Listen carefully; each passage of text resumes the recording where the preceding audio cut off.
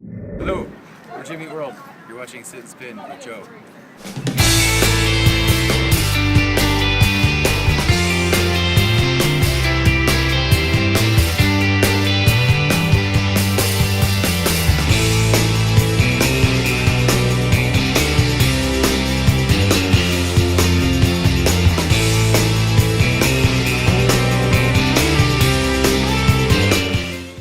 Hi there, welcome to another episode of Sit and Spin with me, your host, Joe Royland.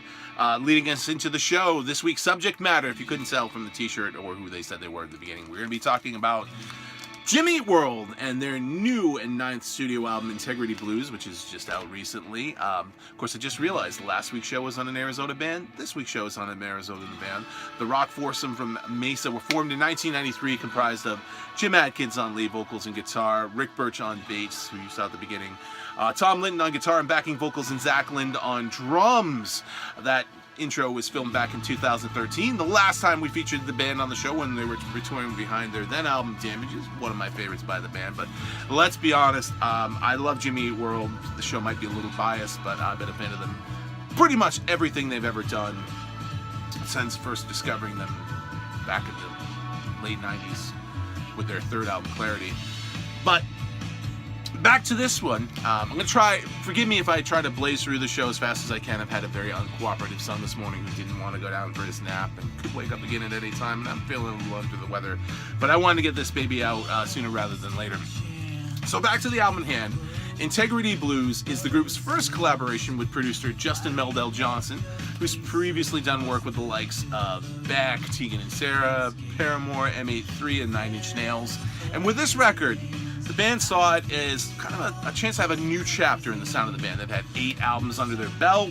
They just finished up their 10th year anniversary tour of the album Futures. And rather than doing the normal tour album thing, they did something they'd never done in their 20-plus year career. And they took a year-long break from doing anything with each other. Lead singer Jim Adkins released a series of singles that he collected into an EP, which, even though we didn't talk about on the show, was really great. You should go out and check it out.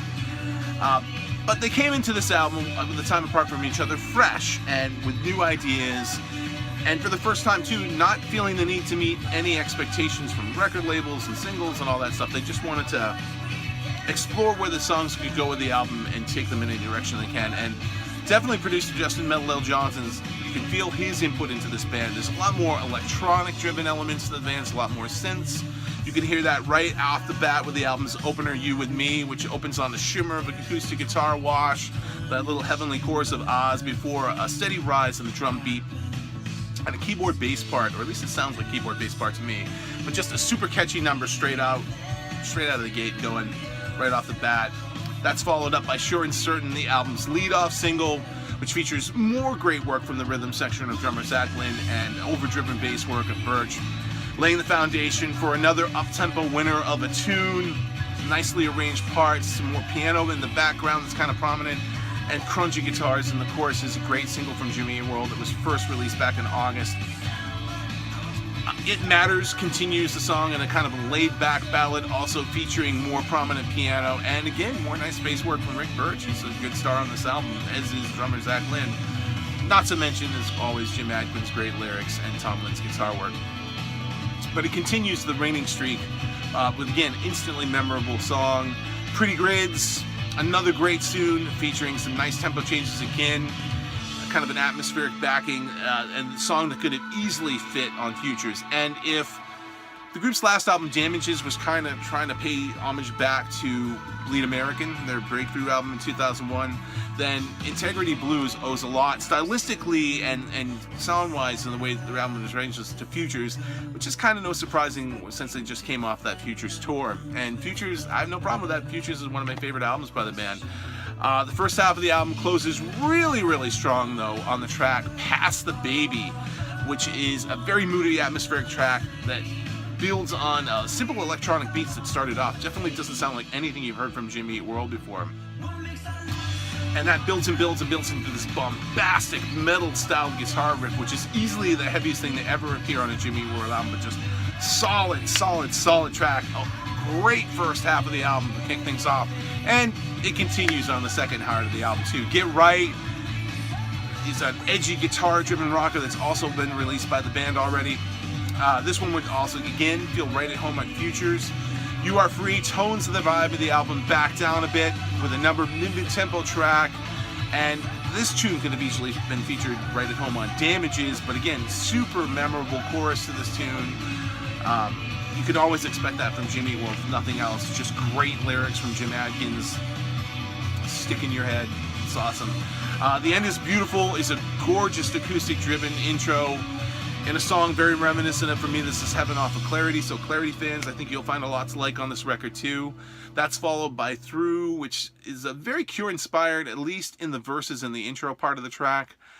But it's kind of overdriven more with crunchy guitars in the chorus sections. Nice dichotomy going on in that song, though. The album's title track, Integrity Blues, opens on a very nice a cappella vocal, which is kind of the only vocals you hear throughout the whole song.